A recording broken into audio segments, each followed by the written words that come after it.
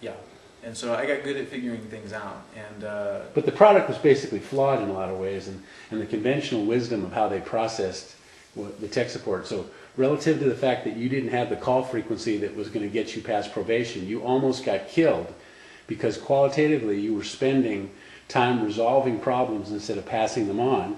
And that was the beginning of you making the jump to actually Platinum. You were the highest level of customer support dealing with it? It's, yeah, basically dealing with Platinum partners. So what happened was... I mean, relative to you though, so even though you were marginal and almost didn't pass the mechanical test to get in, which was supposedly a test of proficiency, that you were basically troubleshooting the highest revenue value-added component of the company. They had you on the most expensive premium support that they had of any product, right? I would say yes, but not just that, but the most problematic areas that needed the best support. Because some of the high-end features like the synchronization product, the Gold Sync, so they were flying me out to train guys to sell this product. And so I was going out basically certifying people to sell Gold Sync, and so that they would set it up properly and, you know, and do well with it as a product. Well, so the people are familiar with it because the company's now called what? The company is now called Front Range, and Goldmine is a product of Front Range. But Goldmine was existing in an environment where there was ACT, which was initially a flat file manager that had text files that were subject to a lot of corruption. Yeah. Then they migrated over to a DBase format, and there's been a variety of companies that have come and gone. But Goldmine actually had pretty high market penetration and some pretty heavy users that were running coordinated sales campaigns and stuff.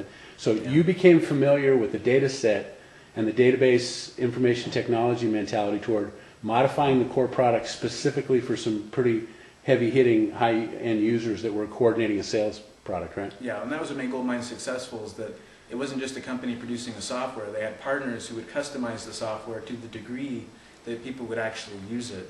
So in effect, the retail base, the actual product itself wasn't really standalone in that it required a lot of value added for anybody that had a large sales force, right?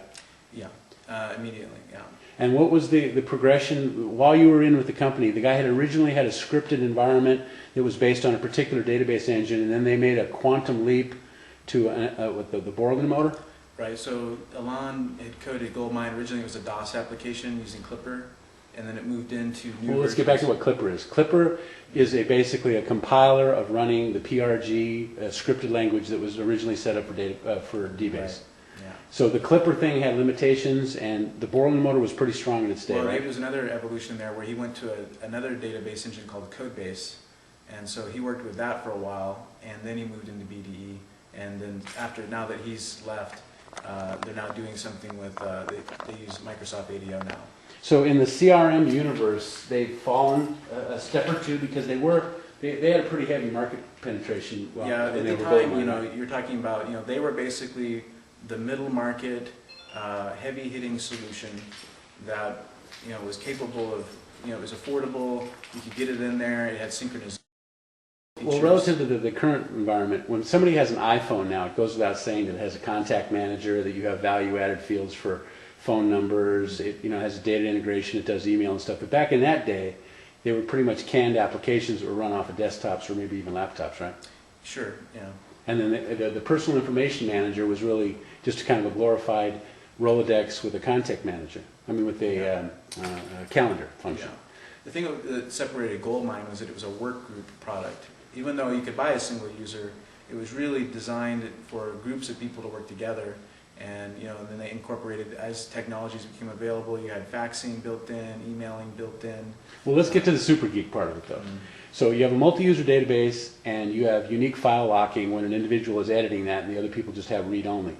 Goldmine basically pioneered field locking, where two people could be working on a record at the same time and update different parts. Wasn't that a fundamental part of it too? Well, I think that, you know, they had the, you know, depending on which flavor of it, but when they were in DBase, the record lock, two people could look at the same record at the time, and people could edit the record at the same time, but it's whoever's change hit it last would basically... But it was field specific though too. So if someone was updating the address of the contact... Or a synchronization, at a synchronization level, if two systems synchronized, they had field level synchronization. Right.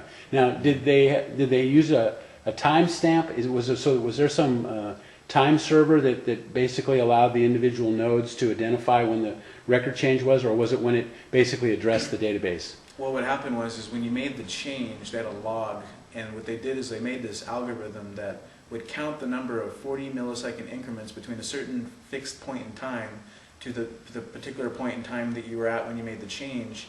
And they took that long number and they base 36 encoded it, and they basically shrunk it down to a 7-character A3. So it was a unique value. The algorithm basically generated some value that was time sensitive?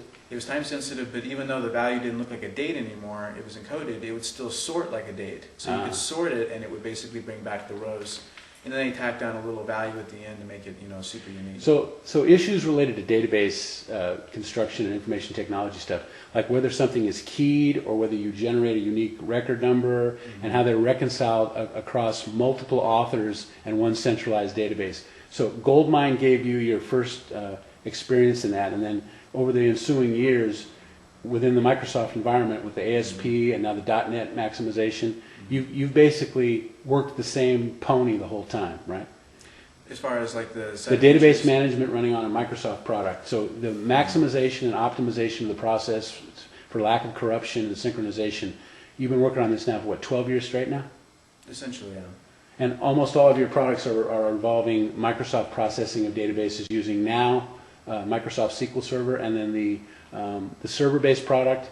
Windows Server? Well, what's the current name of it, the incarnation of how they Windows call it? 2008 Server. Yeah. So as a dedicated product, the retail cost of that is like $1,200. So you can have a dedicated server autonomously tied to these clients, or you have a hosting service yourself and you maintain the server product yourself, right? Right. So we have a hosted environment where users can pay by month by user.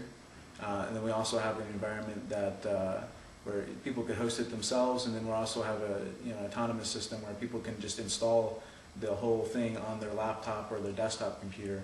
And that works very similar to the model that Microsoft used for their Microsoft CRM product, where they're using a web server, a website, and basically embedding it into Outlook as a means. So to define both ends of the spectrum, you've got an autonomous intranet, whether it be multi-user or standalone, where the database is actually housed on the workstation computer itself, and even at that rudimentary level, it's still running the runtime version of Microsoft SQL Server? Yeah, so there's basically a whole line of products from Microsoft called the Express line, and those products are designed to help with the issue that if you want to get into PHP and Linux and LAMP type development, all that stuff is available and it's free to you. So just to back it up, that the entire full function of the entire Microsoft monopoly is what you've maximized this for. So the ASP scripting language, how it calls the DLLs, the memory management, the standard query language, which works on a runtime version locally, even though you have a resource in place right now that's the full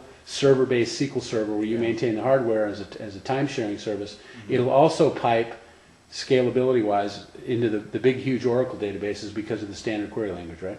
Well, yes, there's some things involved in that, but essentially, yeah.